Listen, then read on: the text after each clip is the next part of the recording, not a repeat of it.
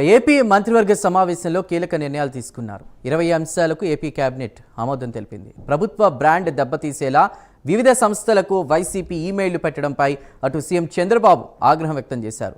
AP MDC బాండ్లకు సంబంధించి కూడా పెట్టుబడులు పెట్టొద్దంటూ 200 సంస్థలకు వైసీపీ ఈమెయిల్లు పెట్టినట్లు కూడా కేబినెట్లో పయ్యావుల కేశవ్ తెలిపారు. తమ పార్టీ సానుభూతి పరులతో దేశ విదేశీ సంస్థలకు వైసీపీ ఈమెయిల్లు పెట్టించినట్లు కూడా చెప్పారు. దీనిపై విచారణ చేయించాలని కేబినెట్లో సీఎం చంద్రబాబు ప్రకటించారు. డీటెయిల్స్ అందించడానికి మా ప్రతినిధి శ్రీనివాస్ సిద్ధంగా ఉన్నారు. శ్రీనివాస్. Thank you Chandu. ఈరోజు ఉదయం 11 ప్రాంతంలో కూడా ఏపీ కేబినెట్ భేటీ సమావేశం ప్రారంభమైంది. ముఖ్యమంత్రి చంద్రబాబు నాయుడు అధ్యక్షతన జరిగిన ఈ కేబినెట్ భేటీలు దాదాపు 3 గంటల పాటు కొనసాగింది.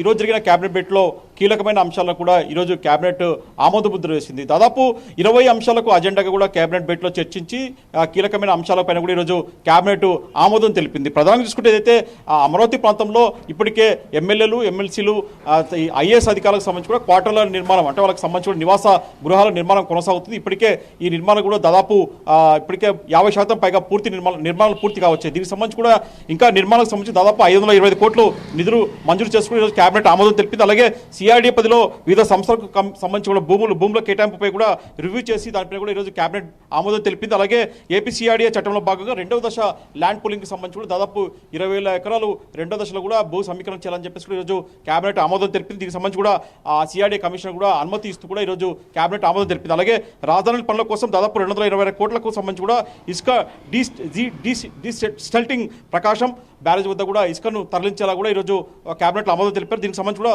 దాదాపు 226 కోట్ల నిధులు మంజూరు చేస్తూ కూడా కేబినెట్ ఆమోదం తెలిపింది. అలాగే జలవనరుల అభివృద్ధి శాఖలకు సంబంధించి కూడా 71 పనులను కూడా ఈరోజు కొనసాగించేందుకు కూడా కేబినెట్ ఆమోదం తెలిపింది. అలాగే నెల్లూరు జిల్లాలో లింగసముద్రం మండలం రాళ్లపాడు గ్రామం వద్ద రైట్ మెయిన్ కెనాల్కి సంబంధించి కూడా స్లూయిజ్ పనులకు సంబంధించి దాదాపు 22.50 లక్షల నిధులను కేటాయిస్తూ కూడా ఈరోజు కేబినెట్ ఆమోదం తెలిపింది. అలాగే ఏపీ ఎయిర్పోర్ట్ కార్పొరేషన్కి సంబంధించి డెవలప్మెంట్ లిమిటెడ్కు హడ్కో నుండి కూడా 1000 కోట్ల రుణం తీసుకునేందుకు కూడా ఈరోజు కేబినెట్ ఆమోదం తెలిపింది. అలాగే ప్రత్యర్థుల దాడిలో మరణించిన చంద్రయ్య కుమార్ని కూడా జూనియర్ అసిస్టెంట్ ఉద్యోగం ఇస్తూ కూడా ఈరోజు కేబినెట్ ఆమోదం తెలిపింది. అలాగే world economic forum centre for energy and cyber resilience కూడా అమరావతిలో ఏర్పాటు చేసేందుకు కూడా ఈరోజు కేబినెట్ ఆమోదం తెలిపింది. అలాగే ఏపీలో జల్జీవన్ వాటర్ సప్లై కార్పొరేషన్కు సంబంధించి కూడా కంపెనీ యాక్ట్ కింద అటానమస్ బాడీగా ఏర్పాటు చేస్తూ కూడా ఈరోజు కేబినెట్ ఆమోదం తెలిపింది. దీనికి సంబంధించి కూడా జల్జీవన్ మిషన్కు మ్యాచింగ్ గ్రాంట్ కోసం 10,000 కోట్ల రుణం తీసుకునేందుకు కూడా నేడు కేబినెట్ ఆమోదం తెలిపింది. అలాగే మోటార్ వెహికల్స్కు సంబంధించి కూడా గ్రీన్ ట్యాక్స్ తగ్గిస్తూ కూడా ఈరోజు కేబినెట్ నిర్ణయం తీసుకుంది. గతంలో క్వార్టర్లీ ట్యాక్స్ విధానంలో కూడా కొన్ని మార్పులు చేస్తూ కూడా ఈరోజు కేబినెట్ ఆమోదం తెలిపింది. అలాగే కార్మిక శాఖకు సంబంధించి కూడా పలు సవరణ బిల్లు కూడా ఈరోజు నేడు ఏపీ కేబినెట్ ఆమోదం తెలిపింది. అలాగే రాష్ట్రంలోకి పెట్టుబడులకు రాకుండా జగన్ చేసిన కుట్రలో భాగంగా ఈరోజు కేబినెట్లో కూడా చర్చకు వచ్చింది. దాదాపు 20 అంశాలకు కూడా చర్చ జరిగింది. అయితే కేబినెట్ ముగిసాక కూడా ప్రధానంగా కొన్ని తాజా రాజకీయ అంశాలపైన కూడా ఈరోజు మంత్రిమండలితో కూడా సీఎం చంద్రబాబు నాయుడు చర్చించారు. ప్రధానంగా చూసుకుంటే అయితే రాష్ట్రానికి సంబంధించి కూడా ఏపీ ఎండీసీకి సంబంధించి కూడా పెట్టుబడులు రాకుండా కూడా ప్రత్యర్థి పార్టీ వైసీపీకి సంబంధించిన సానుభూతి పనులు దాదాపు 200 కంపెనీలకు సంబంధించి కూడా వాళ్ళు ప్రభుత్వానికి సంబంధించిన ఒక మెయిల్స్ ద్వారా కూడా వాళ్ళు మెయిల్ చేస్తూ కూడా ఇక్కడ పెట్టుబడులు పెట్టకుండా కూడా వాళ్ళు అడ్డుకుంటున్నారని చెప్పేసి కూడా ఆర్థిక శాఖ మంత్రి పయ్యావుల కేశవ్ కూడా సీఎం దృష్టికి తీసుకెళ్లారు. దీని మీద సీఎం కూడా సీరియస్ అయ్యారు. ఎందుకంటే రాష్ట్ర ప్రభుత్వం పారిశ్రామికంగా అభివృద్ధి జరగకుండా అడ్డుకుంటున్న వైసీపీ దుశ్చర్యలను కూడా మనం అంటగట్టాల ఖచ్చితంగా దీనిపైన కూడా సీరియస్గా యాక్షన్ తీసుకోవాలని చెప్పేసి కూడా ముఖ్యమంత్రి సీరియస్గా స్పందించారు. ఖచ్చితంగా దీనిపైన పూర్తి విచారణ చెప్పేసి అవసరమైతే కేసులు కూడా నమోదు చేయాలని చెప్పేసి కూడా ముఖ్యమంత్రి చంద్రబాబు నాయుడు చెప్పినట్టు సమాచారం. మరోవైపు చూసుకుంటే మటుకు రాష్ట్రంలో మటుకు ఖచ్చితంగా ఇప్పటికే గత వైసీపీ ప్రభుత్వంలో గంజాయి సాగు అత్యధికంగా ఉంది. ఇంకా దీన్ని పూర్తిగా కట్టడి చేశాము. అయితే ఇంకా దీన్ని పూర్తిగా కట్టడి చేయాల్సిన అవసరం ఉంది.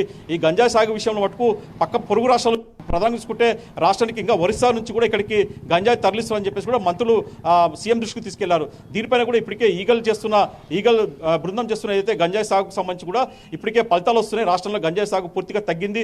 ఇంకా దీంట్లో గంజాయి సాగులో ఎంతటి వ్యక్తులున్నా కూడా అంటే సొంత పార్టీ వ్యక్తులున్నా ప్రత్యర్థి పార్టీ ఉన్నా ఎవరైనా సరే వాళ్ళపైన ఖచ్చితంగా కఠిన చర్యలు తప్పవని చెప్పేసి కూడా ముఖ్యమంత్రి చంద్రబాబు నాయుడు మంత్రులకు చెప్పడం జరిగింది. అలాగే ప్రధానంగా చూసుకుంటే అయితే ఇంకా ప్రభుత్వం చేపడుతున్న సంక్షేమ కార్యక్రమాలు కావచ్చు, అభివృద్ధి కార్యక్రమాలు కావచ్చు, వాటిని ప్రజల్లోకి తీసుకెళ్లడం కూడా ఇంకా మనం వెనకబడి ఉన్నాం. ఖచ్చితంగా ఈ అంశాలను అంటే ప్రజలకి మంత్రులు కావచ్చు, ఎమ్మెల్యేలు కావచ్చు, ఇన్ఛార్జ్ జిల్లా మంత్రులు కావచ్చు, అందరూ కూడా ప్రజల్లోకి వెళ్ళాలా.